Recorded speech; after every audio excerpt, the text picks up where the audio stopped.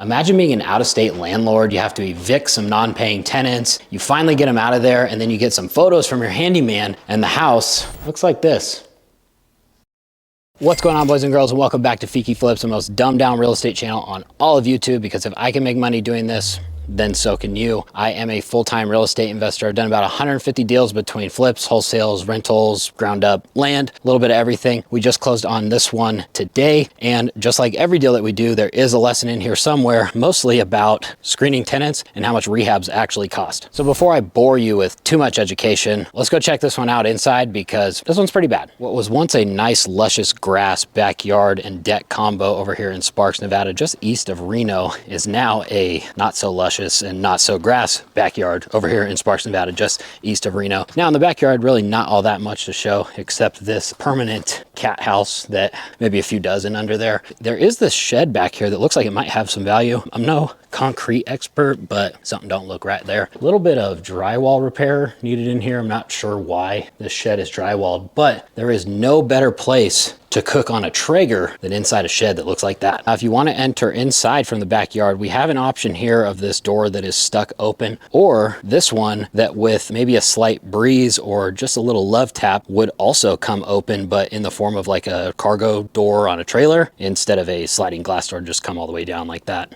Inside the home, we do have the original hardwood, which is a nice touch, except they cut it right here, so probably not gonna save that. The rest of the subfloor, I don't know what style Tetris game this is, but we're pieced together with particle board, plywood, probably the original subfloor right here, I assume, because if I step here, I might be one with the cats in just a second. A lot of black something there. Don't know if we're legally allowed to say or speculate what that might be. Kitchen, basically turnkey, probably just finish the cabs and call it a day. Lots more of subfloor going on. This bucket I put here about 3 weeks ago, and it has filled to that level. There's no drain here. I assume there's one underneath this here particle board, but more speculation there. Living room, this is where you can go out through the trailer door. Not too bad, original hardwood in here. And let's see, we have no cooling in this house, and we used to have AC unit right here, which has been patched up recently. 2 bathrooms in this house. Here's the, I don't know, it's about a 3-inch transition because it's been floor, floor, floor, over and over and over on top of the hardwood, I assume. Underneath here, someone went a little crazy with this glue. I don't know if you can hear that. Sounds a little sticky. And if you do need a mirror, there's one right there, and also one right here. So how's that going for it? Down the hall, bedrooms, not all that much to show. Bedrooms are usually pretty boring.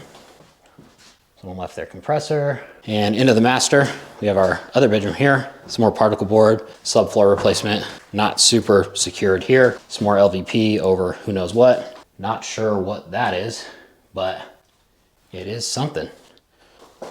The original vanity in there.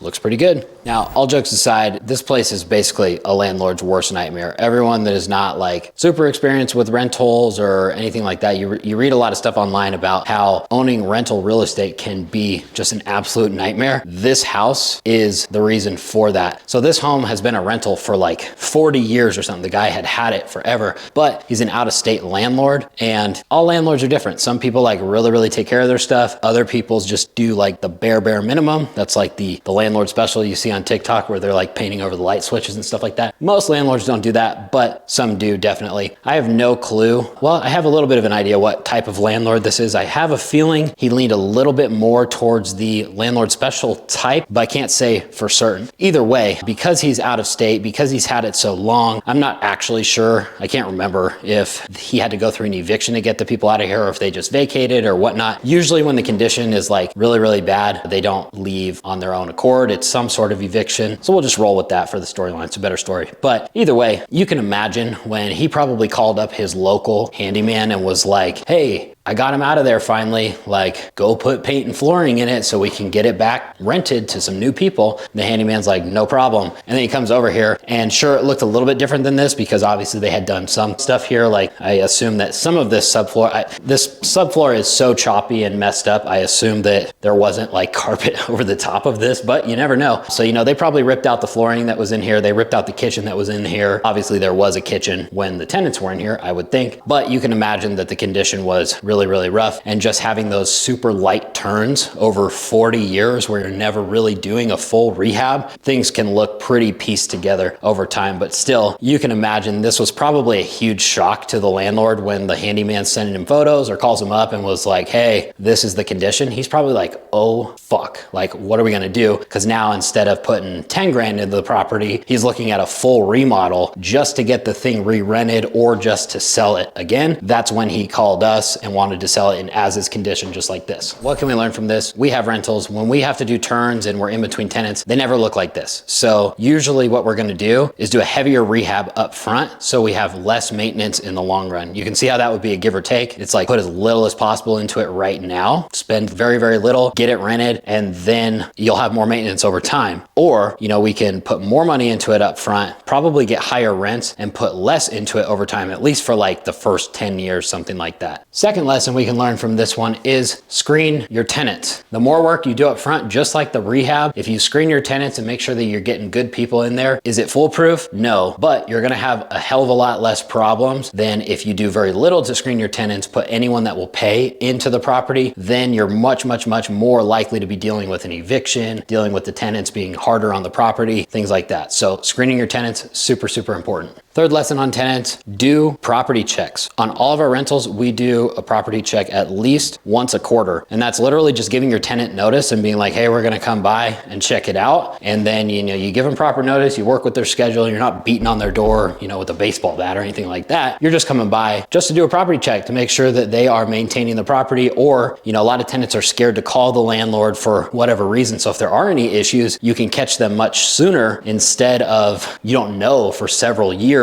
And by that time, the whole place could be fucked because of the issues that you could have caught a lot earlier. Piggybacking off of that, I was once a renter, believe it or not, until like 2 years ago, but I had the best or maybe worst property manager ever, depending on how you look at it. It was the best for me and probably the worst for her and her client that owned the house, the landlord. So I too thought it was a good idea not to call the landlord, not because, well, yeah, it was because I was scared. It's because rents were going up so much and I knew that we had a good deal. I never wanted to rock the boat because I thought the least I talked to the landlord, the least likely it was that they were gonna raise the rents. I was just gonna put my shit on auto pay. Anything that went wrong with it, except for some major issue, I would just take care of it and fix it. And that plan did in fact work. Luckily, not a piece of shit, and I'm not gonna destroy the place. So I took care of it, but they never, I was there like 5 years, I think, 4 or 5 years, right before I bought my house. And they never once came to check on the property in 5 years, never once did a property check. I think I may have called them like 2-3 times. Once when there was like a roof leak and there was like drywall damage in the garage ceiling, something super major. Once when a fence blew over, something major. And that's all I can remember. Any little thing, I just took care of it and they never raised the rent. So we had this like bitchin' deal on rents, and that was like 2016 through 2020 or something. And that's when rents were going crazy. And so my plan worked. But the point is, like, I could have easily just been destroying that place the entire time too, and they never would have known. They never once checked on it. So if you're a tenant, maybe that's a good idea depending on who your landlord is. If you want to keep your cheap rent, I don't know, I guess it depends on the landlord. And also, if you are a landlord, do property checks.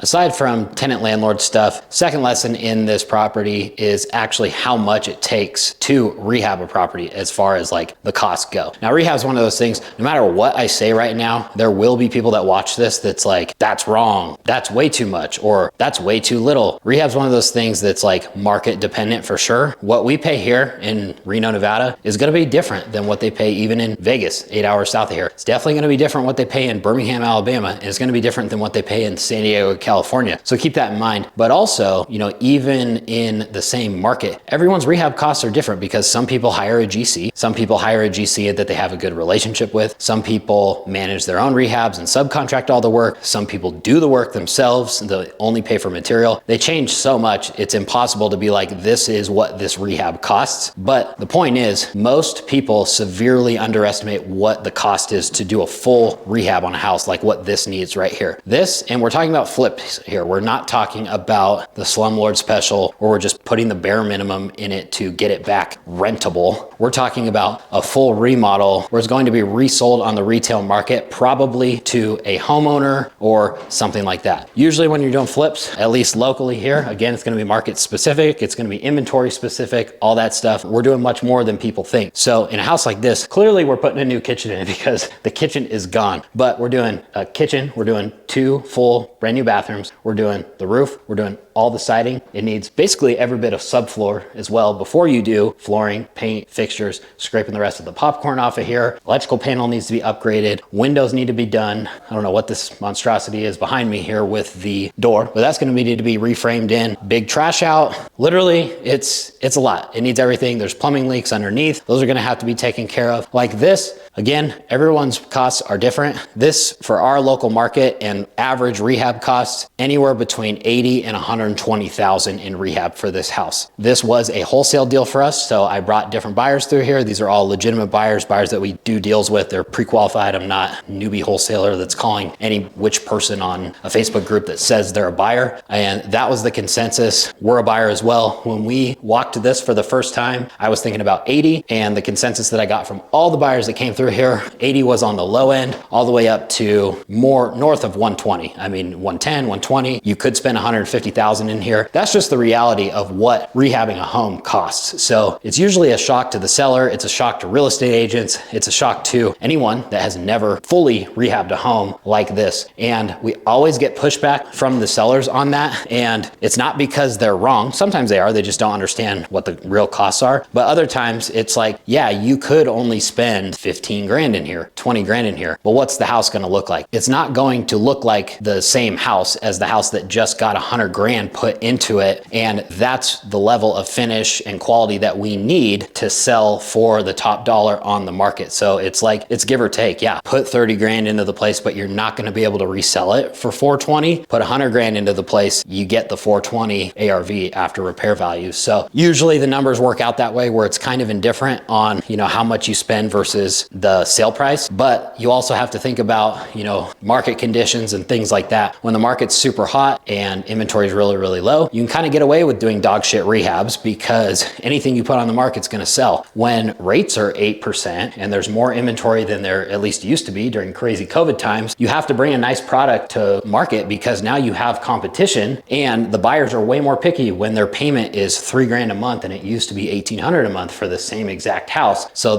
all of those decisions go into flipping and what we're actually going to do for rehab in a house like this. So that about wraps it up for this episode. Drop a comment down below if you have any questions about this specific deal or really anything you've ever seen on the channel. I'll do my best to answer it. Thanks for watching and we'll see you on the next episode.